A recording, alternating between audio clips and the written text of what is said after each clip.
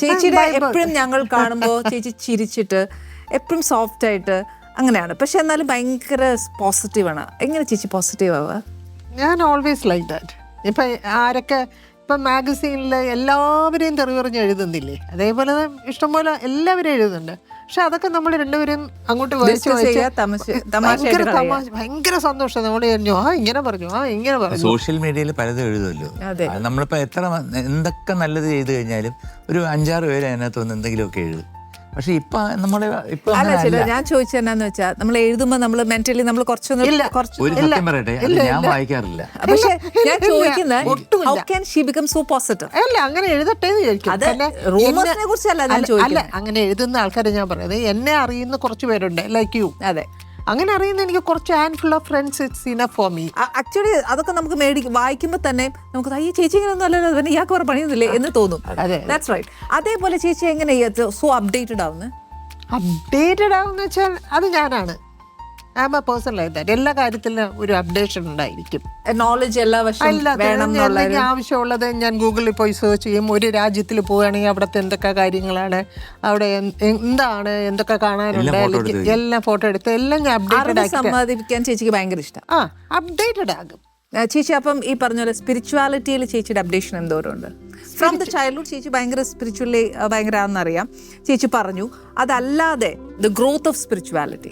Growth of spirituality എന്ന് പറഞ്ഞാൽ ഞാൻ പുസ്തകങ്ങൾ ധാരാളം വായിക്കും. അപ്പം നമുക്ക് അറിയാത്ത കുറേ കാര്യങ്ങൾ, ഒരു രുദ്രാക്ഷ മരം വെച്ച് കഴിഞ്ഞാൽ എന്തായിരിക്കും, അല്ലെങ്കിൽ കാലത്ത് നാമം ജപിക്കേണ്ടത് ഇന്ന വിധത്തിലല്ല, ഞാൻ ജപിക്കുന്ന കാര്യത്തിനേക്കാളും എത്രയോ വേറെ വിധത്തിലൊക്കെ ഉണ്ടാകുമല്ലോ നാമം ജപിക്കുന്നത്, വിളക്ക് കത്തിക്കുന്നത്, വിളക്കിൻ്റെ 5 തിരി ഇടുന്നതും ഒക്കെ ഒരു എല്ലാം നമ്മളെ പുസ്തകം വായിച്ചും കേട്ട് കേൾവി കൊണ്ടും നല്ല നല്ല ആൾക്കാർ പറയുന്നത് നമ്മൾ ശ്രദ്ധിച്ച് കേൾക്കോട്ടെ. അവരോട് തർക്കിക്കാൻ പോകരുത്. First you are a listener.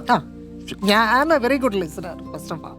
അതെല്ലാം ഞാൻ കേട്ടിട്ട് അത് അങ്ങനെ ഞാൻ ചേച്ചിക്ക് അക്സെപ്റ്റ് ചെയ്യാൻ പറ്റുന്ന യു അക്സെപ്റ്റ്. യെസ്, അത് അത്രേ ഉള്ളൂ കേട്ടോ. അത് ഏത് കാര്യവും. ഓക്കെ, അപ്പൊ ചേച്ചി ശരിക്കും പറഞ്ഞു വരുന്നത് നമ്മുടെ പൂർണ്ണ സറണ്ടർ ടു ദ ഗോഡ് ആണ്. നമുക്ക് കോൺഫിഡൻസ് ലെവൽ സറണ്ടർ ചെയ്യൂ, നമ്മുടെ എല്ലാ കാര്യങ്ങളും സറണ്ടർ ചെയ്യും. അദ്ദേഹം നോയിക്കോളും എന്നുള്ളൊരു പൂർണ്ണ ശക്തി, അദ്ദേഹം ഏതോ ഒരു ശക്തി, ആ ചൈതന്യം ഒരു പവറാണ്.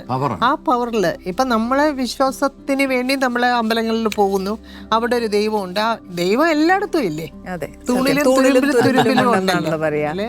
പ്രഹ്ലാദൻ പറഞ്ഞത്. അതെ, ഇപ്പൊ നേച്ചർ ആണ് നമ്മുടെ ഇത് പറയുന്നത്. അപ്പൊ ചേച്ചി യു ബിലീവ് ഇൻ കർമ്മ? Yes, definitely 100%.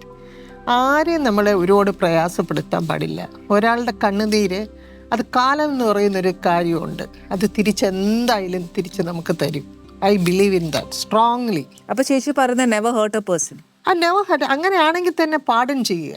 ഒത്തിരി ഒരാളെ ഹേർട്ട് ഞാൻ ഒരിക്കലും ഒരുപാട് അങ്ങ് ഹേർട്ടില്ലേ. നമ്മുടെ വാക്കിന്നോ അല്ലെങ്കിൽ പ്രത്യേകം എന്തെങ്കിലും ഉണ്ടെങ്കിൽ പാഠം ചെയ്യുക. പാഠം ചെയ്യുക എന്ന് പറഞ്ഞാൽ അവരെ കാല് പിടിക്കുക എന്നല്ല ഞാൻ അടുത്ത് പോയി സംസാരിക്കുക, 2 നല്ല വാക്ക് അടുത്ത നെക്സ്റ്റ് ടൈം ദാറ്റ് വേ. അങ്ങനെ നമ്മുടെ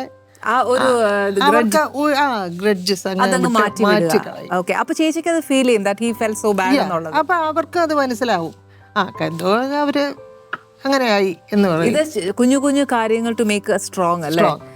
ശരിക്കും അത് ഞാന് ഇനി മറ്റുള്ളവർ വേറെ വിധത്തിലായിരിക്കാം. അതിപ്പം ഞാൻ പറയുന്നത് എന്റെ വിധമാണ്.